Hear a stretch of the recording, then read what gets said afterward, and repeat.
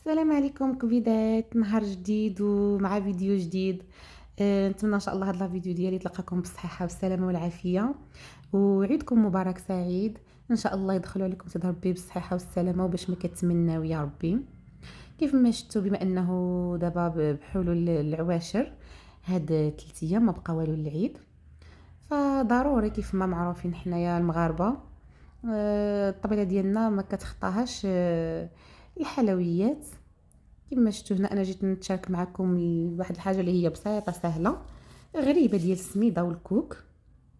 كما كتشوفوا معايا هنايا، سمحوا لي انا راني ما وريتكمش من الاول. كما كتشوفوا هنا عندي في القصعه انا خويت كاس ديال الكوك، وخويت كاس ديال سنيده، ودابا كنضيف البيض.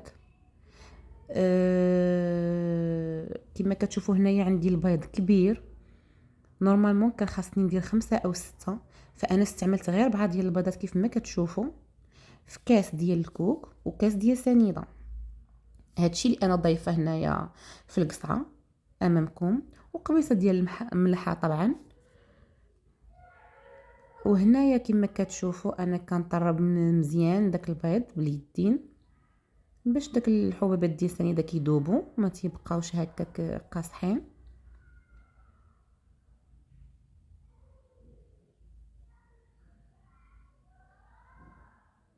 هاد العمليه هكا ديال المخيط باليدين ضروري منها ولا بد منها، باش الا بغيتو الكاطو ديالكم او اي حاجه تيكون هكا فيها البيض والسنيده ضروري ما تطرب هكا باليدين باش كتجي الحاجه ناجحه 100%. وهنايا خلطت ضفت عليها الكوك كما شفتوا، انا كنت عازلاهم جاي الكوك هنايا والبيض ضفتو لتحت بوحديتهم، بعدها بديت ندمج كل شيء.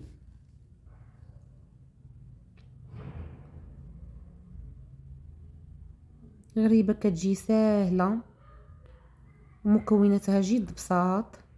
كما كتشوفوا هنايا كاس ديال الزيت، هذا الكاس الاول وهذا الكاس الثاني، هاد 2 كيسان، هذا العبار ديال كيلو ديال السميده وكاس ديال الكوك وكاس ديال سنيده. عقلوا معايا مزيان على المقادير. والماء ديال الزهر كما كتشوفوا هذا 4 كاس، 4 كاس بمعنى 2 معالق كبار عامرين. وحاجه واحده اخرى سمحوا لي نسيتها لكم، اللي هي قشور حامضه. انا كنت حكاها هي اول حاجه كانت في القصعه، وحطيت عليها سنيده وحطيت عليها الكوك فما بانتش ليكم، سمحوا لي كنعتذر. وقشور ديال حامضه، قشور الحامضه كيعطيها واحد اللوغو اللي هو لذيذ، تيتماشى مع غريبه ديال الكوك هكا. واللي عنده حتى الكونفيتور ديال المشماش، يعني هذاك اللي تيكون جاري، الا بغيتو تضيفوا شي معلقه معاه حتى هو تيعطيها واحد التعليكه كتجي خطيره. انا ما ضفتوش، ما كانش عندي ما ضفتوش، وانما حتى هكا تجي غزاله رائعه. انتم غتشوفوا معايا، جربوها ما غاديش تندموا. كما شفتوا هنا انا ضفت 4 ديال الخمارات حمر، وهذا كيلو ديال السميده. كيلو ديال السميده كتبقى منه واحد شويه، هانتوما تشوفوا معايا. هنا كنضيف شي بشي، كنخلط العجينه بيديا، ما كنحاولش ندلكها، ما تندلكش، ولكن غير كنحاول ندخل السميده في الكوك وداكشي بيديا. نتوما شوفوا الطريقه ديال كيفاش تنجمعها بيدي، ما تندلكوهاش. والله لو نصيحه زعما مني، غير جربوها ما غاديش تندموا، راها كتجي جد رائعه ولذيذه وسهله واقتصاديه، ما فيهاش بزاف. انا هنا راني هم ضبله القوام، اما الا بغيتو تعتمدوا انكم ديروا غير نص كيلو، فغير نص كيلو ديروا فيه 3 ديال البيضات. انتم 3 ديال البيضات، نص كيلو ديال السميده، نص كاس ديال الكوك، 2 خمارات.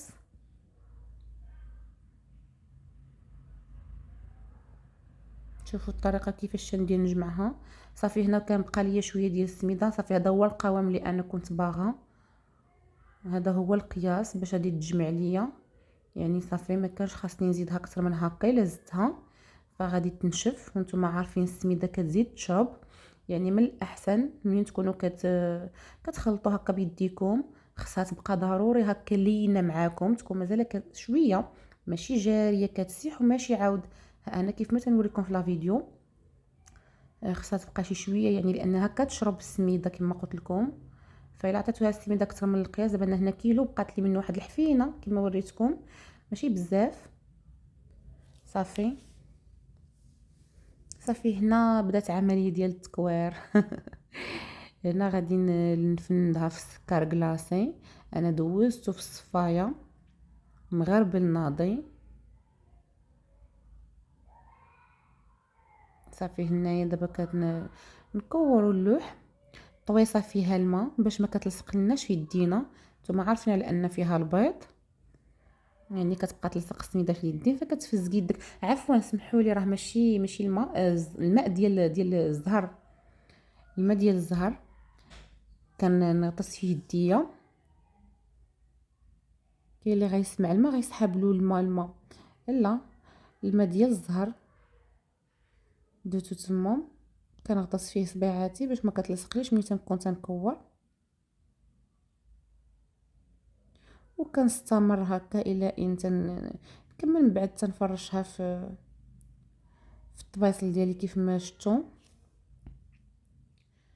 شوفوا هنا ما تضحكوليش على الطبسيل ديالي عافاكم. وما نبغيش كاينين شي منتقدين اللي غتقول لك لا شو الطبسيل كي داير شو هذا الطبسيل ديال المرأة المغربية الحرة ديال اللي تعرفوها. الطبسيل ما تيزوش من الفران. شهيوه تبع شهيوه. فكتكون النتيجه هي هذه. وهاد الطبسيل شحال تجي فيه الحلوه لذيذه والله، واخا تعياي تشري من الطباصل الجداد. هاد الطباصل هادو اللي تيكونوا تيتوارثوا ابا عن جد، والو الحلوى كتطلع غير فيهم، كتجي شي حلوه يا سلام. كما شفتوا هنايا انا مازال مستمره انني تنكور واللوح في السكر ومن بعد تنهزها. وشوفوا راه هاد القضيه ديال التكوار عينكم ميزانكم، حاولوا ديروهم. المهم نتوما عينكم ميزانكم، كاين اللي كيبغي غريبه كبيره، كاين اللي كيبغيها صغيره. جيبوا الكويرات يكونوا مقادين حجم واحد باش تجيكم زوينه في المنظر. ومنين تحطوها، شوفوا انا كاين اللي من بعد ما كيحط غريبه هكا في الطبسيل كيبرك عليها بصبعو، زعما تيقولك باش تشقق. وهي راه شوف سيروا ما عطاك الله، كل واحد وكيفاش يقضي شغله، كل واحد وشنو عنده في يدو، كل واحد والسر ديال يدو. انا ما تنبرك عليها متى شي حاجه، فقط كنهزها هكاك مكوره، كنهزها بالسكر ديالها هكاك كنحطها. وها نتوما غتشوفوا النتيجه ديالها ان شاء الله جد مبهره، كتجي رائعه. كما شفتوا هنايا انا كنت عمرت اللاطه ديالي، هذا الطبيص الاولاني.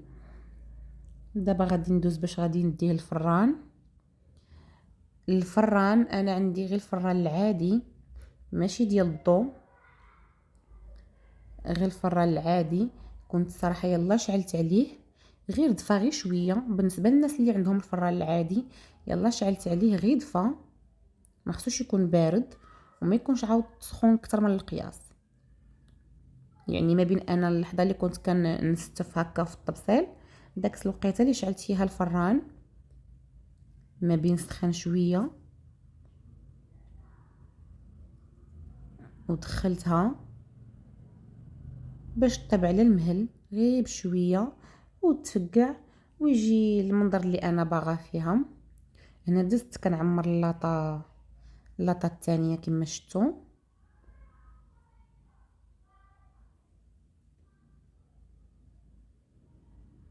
وكنبقاو كنستمروا هكا حتى كنساليو.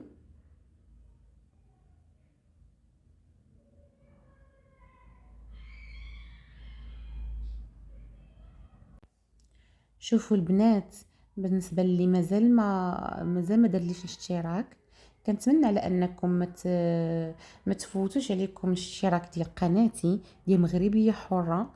ديال يعني كل ما كيتعلق بوصفاتي اللي هما ساهلين وبساط. بالنسبه للناس اللي هما متبعيني فراه كنبغي نقول لكم انكم شكرا لكم انكم عزاز على قلبي، وشكرا لثقتكم فيا، ومازال ان شاء الله باذن الله غنتشارك معكم بزاف ديال الحوايج.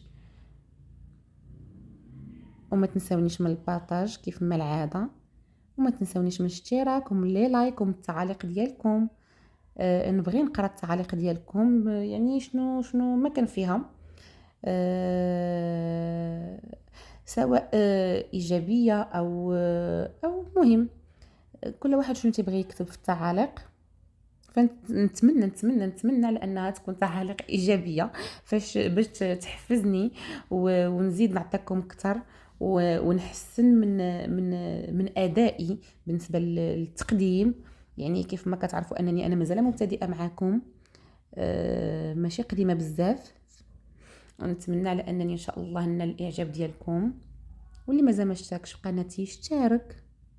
وشكرا لكم بزاف بزاف. كما شفتوا هنا انا مازال تنعمر اللاطه ديالي، ولكن شتي انا بغيتكم تشوفوا الشكل النهائي الصراحه. انا تعمدت نخليه لكم حتى التالي، مبغيتش نحط لكم في التقديم الشكل النهائي، بغيت نخليه هو اخر حاجه باش تدخلوا وتشوفوا لا فيديو وتتبعوه وتعقلوا على المقادير وطبقوهم بالحرف، فما غاديش تندموا. وكما كتعرفوا دابا يعني العواشر فديروها، راها سهله، ما كتاخذش الوقت بزاف، ما كتاخذش الوقت ديال الطياب بزاف، في بلاصه كتوجد. يعني منين تسالي شغالك هكا دغيا جيبي ساعه او بانيو او هذا، دغيا رونيها جمعيها بيدك في بلاصه دغيا كتوجد معاك، ما كتاخذ لا ساعه لا ساعتين لا حتى شي حاجه. مكوناتها بساط، وهذا الشكل النهائي. واو، روعه روعه روعه. والله الا انا ماشي تنقول لكم زعما روعه كانني كنشكر راسي، وانما والله راه حتى التصوير ما عطيهاش حقها، في يعني كيف ما هي باينه مباشره. فتبارك الله ما شاء الله، طلعت مفقعه كتحمق وهشيشه شي هشاوه. يعني انا نبغيكم تجربوها باش تذوقوا داك الهشاوه اللي انا تنتكلم عليها. فراها جات يا سلام. هذا القياس هذا اللي انا قلت لكم دابا راه عطاني كما كتشوفوا، عطاني هذا الغطير تبارك الله مقبب، وهو مازال طبيصل يعني شايط ليا لتحت. انا عاد كملته. وبالصحه والراحه، الى فيديو اخر ان شاء الله.